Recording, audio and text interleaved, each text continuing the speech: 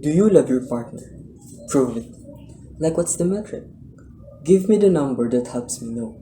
Because when you met her, you didn't love her. But now you love her.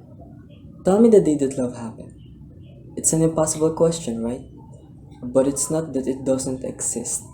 It is that it's much easier to prove it over time. So leadership is the same thing. It's about transitions. So if you were to go to the gym or exercise and you work out and you come back and you look at the mirror, you will see nothing. And if you go to the gym the next day, you will come back and you look at the mirror, you will see nothing. So clearly there's no results, cannot be measured, it must not be effective. So we quit, right? Or if you fundamentally believe that this is the right course of action and you stick with it, like in a relationship, I bought her flowers, I wish her happy birthday, and she doesn't love me, clearly I'll give up, you know. That's not what happened if you believe there's something there. You commit yourself to an act of service. You commit yourself to the regime, the exercise. You can't screw it up. You can eat chocolate cake one day. You can skip a day or two. It allows for that. But if you stick with it consistently, I'm not exactly sure when, but I know you'll start getting into shape. I know it. And the same with your relationship. It's not about intensity. It's about consistency. You could have go to the dentist twice a year, but your teeth will fall out. You have to brush your teeth for 2 minutes. What does your brushing your teeth for 2 minutes do? Nothing. Unless you do it every day, twice a day for 2 minutes, right? It's the consistency. Going to the gym for 9 hours does not get you into shape. Working out every day for 20 minutes gets you into shape. So the problem is, we treat leadership with intensity. We tend to push everyone else to their limits just to get things done and be called a great leader. Anything you do consistently will become a habit if you practice every day. When we throw ourselves into a project with huge intensity, we can burn out quickly like a runner in a long race. Be careful about rushing into things and take baby steps instead. Start by focusing on 1 or 2 growth commitments instead of trying to work on many things at once. She didn't fall in love with you because you remembered her birthday or bought her flower on Valentine's Day. She fell in love with you because when you woke up in the morning, you said good morning to her before you checked your phone. She fell in love with you because when you went to the fridge to get yourself a drink, you got her one out without even asking. She fell in love with you because when you had an amazing day and she came home and she had a terrible day, you didn't say, yeah, but let me tell you about my day. You sat there and listened to her awful day and you didn't say a thing about your amazing day. That is why she fell in love with you. I can't tell you exactly when, and it was no spectacular thing that you did, but it was the accumulation of all those little things that she woke up someday and as if she pressed a button and she goes, I love him. Leadership is the same thing. There's no event, there's nothing I can tell you you have to do that your people will trust you. It doesn't work that way. I know a lot of people. A lot of leaders are in denial of this. I know it's hard to accept this, but sometimes you are the problem. We've seen this recently with our men of politics, with our common men, who thinks they are smarter than the rest of us until the thing collapses, and they blame everything else except themselves. And the point is, take accountability for your actions. The best leaders take accountability when things go wrong and give credits to others when things go right. People want to know that they are working for a leader who will give them due credit when they do well and not throw them under the bus when things go wrong. You can take all the credit in the world for the things you do right, as long as you take responsibility for the things you do wrong. It must be a balanced equation.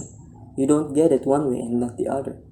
You get to take credit when you also take accountability. The world is too difficult.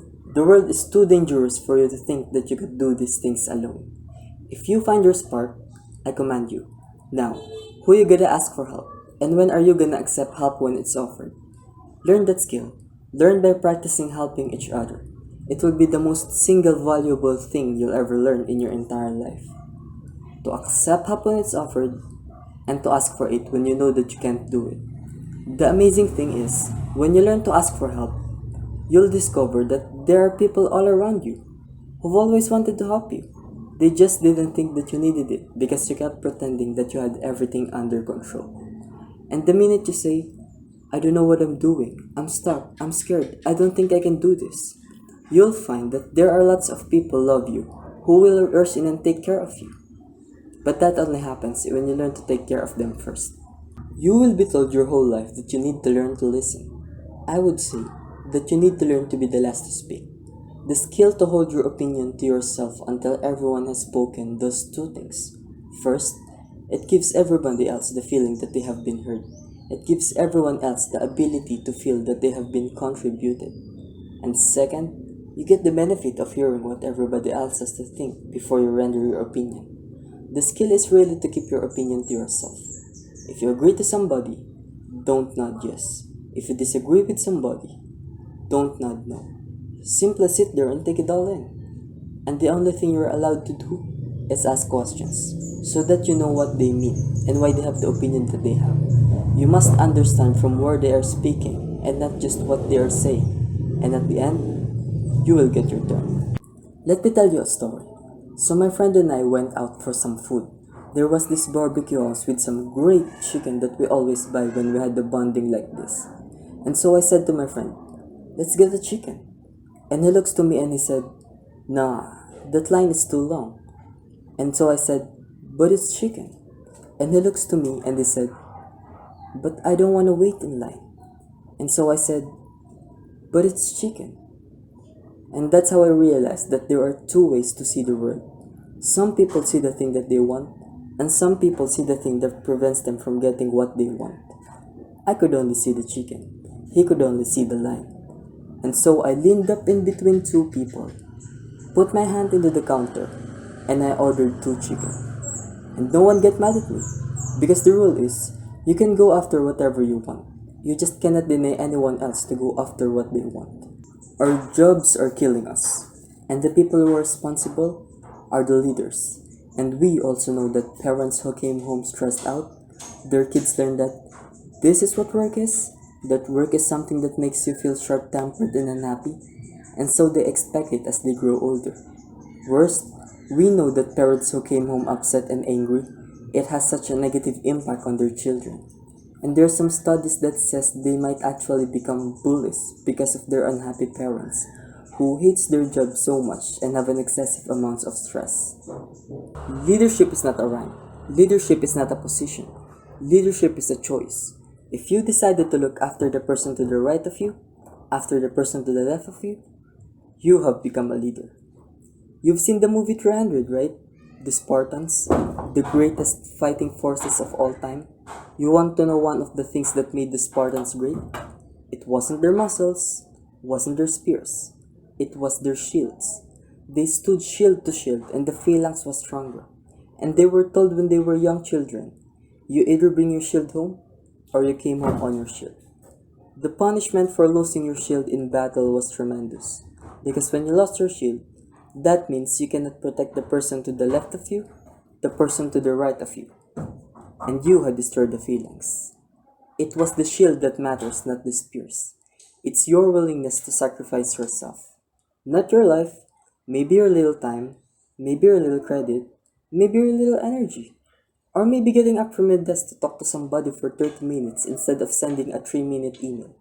It's your willingness to sacrifice for someone, to hold the shield up so that they feel safe.